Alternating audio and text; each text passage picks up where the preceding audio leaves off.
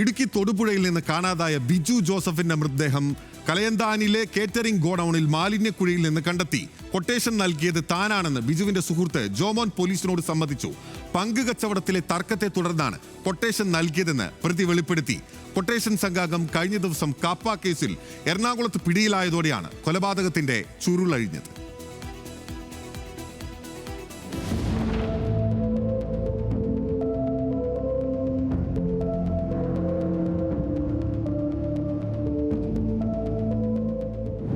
ദിവസം മുൻപാണ് തൊടുപുഴ ചുങ്കത്തെ വീട്ടിൽ നിന്ന് പുലർച്ചെ നടക്കാനിറങ്ങിയ ബിജുവിനെ കൊട്ടേഷൻ സംഘം തട്ടിക്കൊണ്ടുപോയി കൊലപ്പെടുത്തിയത്. ബിജുവിനെ കാണാനില്ലെന്ന് ഭാര്യ തൊടുപുഴ പോലീസിൽ പരാതി നൽകിയിരുന്നു. തട്ടിക്കൊണ്ടുപോകുന്നതിനിടയിൽ വാഹനത്തിൽ വെച്ചുണ്ടായ ക്രൂരമർദ്ദനമാണ് ബിജുവിന്റെ മരണത്തിന് കാരണമെന്നാണ് പോലീസിന്റെ പ്രാഥമിക നിഗമനം. ജോമോന്റെ ഉടമസ്ഥതയിലുള്ള കലയന്താനിയിലെ ഗോഡൌണിന് സമീപം മാലിന്യക്കുഴിയിൽ നിന്ന് ബിജുവിന്റെ മൃതദേഹം പോലീസ് കണ്ടെടുത്തു.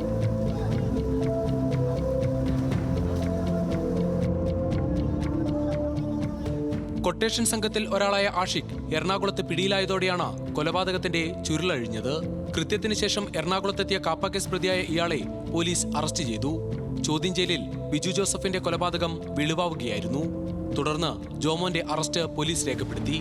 മറ്റൊരു കാപ്പ പ്രതി മുഹമ്മദ് അസ്ലം, ജോമിൻ എന്നിവരും കസ്റ്റഡിയിലായി. കാലങ്ങളായി ബിസിനസ് പാർട്ട്ണർമാരായിരുന്ന ബിജുവും ജോമോനും തമ്മിൽ ഷെയർ സംബന്ധിച്ച തർക്കം നിലനിന്നിരുന്നെന്ന് പോലീസ് പറഞ്ഞു. ഇതിനെ തുടർന്ന് ബിജുവിൽ നിന്ന് പണം തിരികെ വാങ്ങി നൽകാൻ ജോമോൻ കൊട്ടേഷൻ നൽകുകയായിരുന്നു.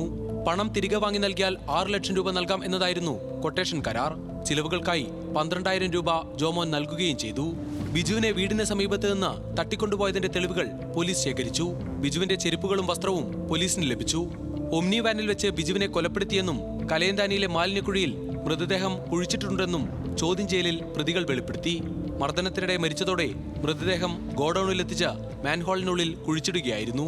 ഇപ്പോഴത്തെ ഒരു വർഷം പ്രകാരം അവർ അന്ന് രാവിലെ ഇയാളെ കിഡ്നാപ്പ് ചെയ്തതായിട്ടും വണ്ടിയിൽ വെച്ചിട്ട് തന്നെ മർദ്ദിച്ചതായിട്ടാണ് മനസ്സിലാവുന്നത്.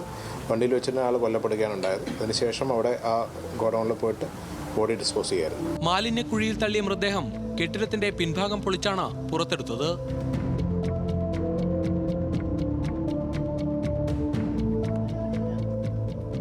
ഇടുക്കിയിലെ വിവിധ സ്റ്റേഷനുകളിൽ കൊല്ലപ്പെട്ട ബിജുവിനെതിരെ സാമ്പത്തിക ഇടപാട് സംബന്ധിച്ച് പരാതികളുണ്ട്. മരിച്ച ആളുടെ ഇഷ്യൂസും മറ്റുമൊക്കെ പറ്റി വിശദമായിട്ടുള്ള അന്വേഷണം നടത്തുകയുണ്ടായി. അപ്പോൾ കൂടുതലും ഈ പാർട്ട്ണർഷിപ്പുമായിട്ട് ബന്ധപ്പെട്ട തർക്കങ്ങൾ ഒരുപാടുണ്ടെന്നുള്ള കാര്യം മനസ്സിലാക്കിയിട്ടുണ്ടായിരുന്നു. അങ്ങനെ അത് കേന്ദ്രീകരിച്ചിട്ടുള്ള അന്വേഷണം നടത്തിയപ്പോഴാണ് ഇതിനെപ്പറ്റി ഇതിലേക്ക് കൂടുതൽ. മൃതദേഹം ഇൻക്വസ്റ്റ് നടപടികൾ പൂർത്തീകരിച്ച് പോസ്റ്റ്മോർട്ടത്തിനായി മാറ്റി. കാപ്പ കേസിൽ എറണാകുളത്ത് ജയിലിൽ കഴിയുന്ന ആഷിഖിനെ പോലീസ് കസ്റ്റഡിയിൽ വാങ്ങി വിശദമായി ചോദ്യം ചെയ്യും. ന്യൂസ് മലയാളം, ഇടുക്കി.